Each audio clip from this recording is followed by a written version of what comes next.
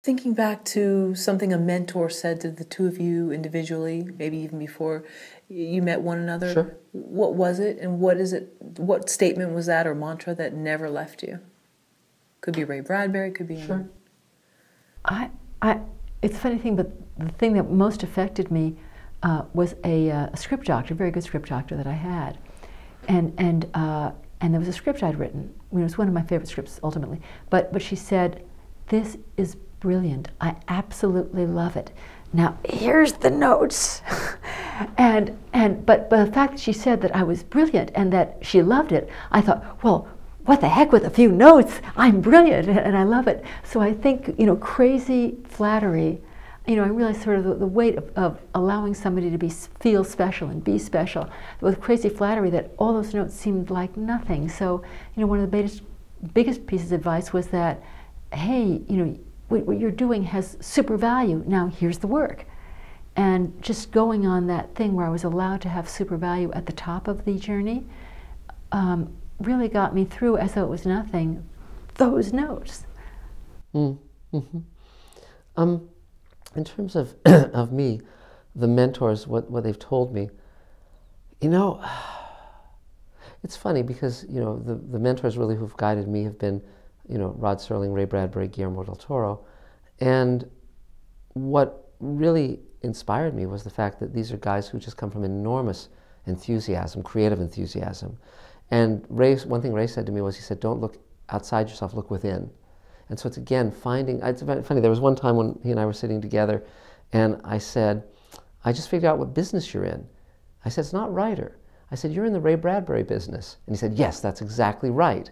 And what he was doing was creating something that no one else could create.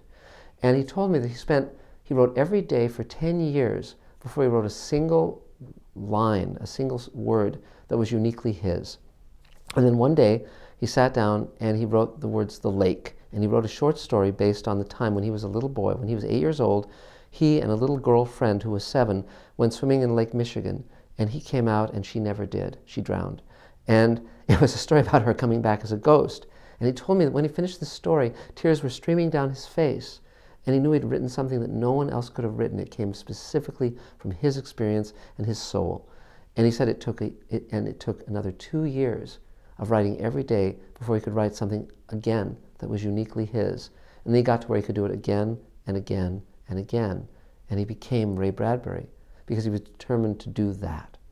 And so I thought that was a great lesson to say, okay, what are you creating? What can you create that isn't something that's just an imitation of what others are doing, but that's unique to you, that no one else could have created, that you create something fresh in the world that's truthful and meaningful, and then you've done something worth doing. So that's been a great inspiration to me. There's been so many people, because they're so afraid of being hurt, they do the safe thing.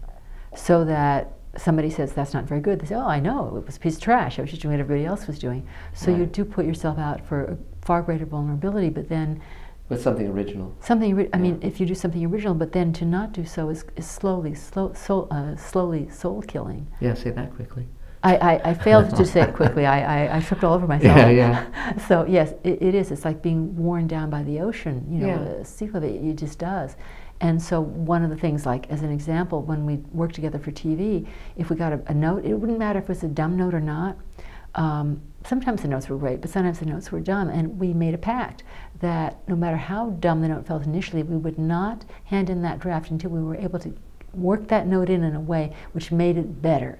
So every draft had to be better than the previous draft. And so no matter how challenging the notes were, we would find the way to do that. And my friend Doug Hayes, who was one of the great directors of The Twilight Zone, he did Eye of the Beholder and The After Hours and The Howling Man, many other episodes. He was also a very good writer. And he said, when you get notes, the executives giving the notes are often not writers. And so the solution they're offering may not work, but there's a concern under the note. There's something that's not working for them, and what they're saying the solution is may not be the right solution, and never put in something in your script that doesn't work. But you have to look at what the concern is. You have to figure out what the concern is and address that. And if you come up with an alternative that does work, they'll be satisfied even if the solution they offered isn't the one that you utilized, as long as the concern is addressed. And That was a great piece of wisdom. So you really want to maintain a pride of workmanship, and not just say, oh, you know, you never toss it off. Firstly, that's that you don't do that to the audience. You give it your best, no matter what. Because it represents you, and you make it represent you, and you see it even on people on like on assembly lines where you develop something you don't care versus something that you care about, and you take you're allowed a little bit of pride in what you do, which I think is just critical to the way humans work. And so yes, we put up that fight, but like I always remember, just as you know, when we're teaching, because there was a woman who shared with me. She had an action piece with these man and woman in this action thing, and it was like nonstop action, going and going and going. And the woman said, who was the executive, well, it sort of drags in the second act. It really drags. And she flared, but knew enough to keep it to herself. And she said, well, let me look at that it was dragging in the second act. And saying, how could it drag? It's like there was nonstop action. And then it hit her on the way home that it wasn't that it was nonstop action, it's that in Act 1, she had not set up us caring sufficiently about the leads and the outcome for those leads for us to care what kind of threat they were facing, because we didn't care. And so she said, okay, well, she's going to like deepen the characters and much more focus on their need and our investment in their journey. She's going to slow down the second act, still keeping it exciting, but she's going to slow it down so that we really know what the struggle is about. And the reason that that it seemed slow was we just didn't care. And the executive then said, this is much better, now it really rolls along. Now, she couldn't analyze why she didn't care in the second act, but she was dead on. By the second act, we were getting restive and simply didn't care because we didn't know who was in the struggle, and so why would we care? So sometimes they don't communicate what's really going on, they just know that it's falling flat. Yes, exactly. It's not their responsibility to make the script work, it's your responsibility. And so they've hired you because you're a professional writer, and so I mean, everyone, you know, executives get a bad rap. Most of them are very smart and very talented and very driven, and they're in the business because they love it. And everyone wants a script to work. Everyone wants a movie to work. Nobody wants to create something that fails, and so, but it's very challenging. I mean, it's hard to make anything good. And so, but if you decide that you're going to give everything your best effort, that you're going to bring everything you've got to every job, that's a good starting point. And so that's been true in my whole career. I started in animation, and whether it was writing Smurfs or Space Command, I mean, and I don't just write things with an S starting the title, but you know, you say, okay, I'm going to bring everything I've got to this, and that gives you a certain professional integrity.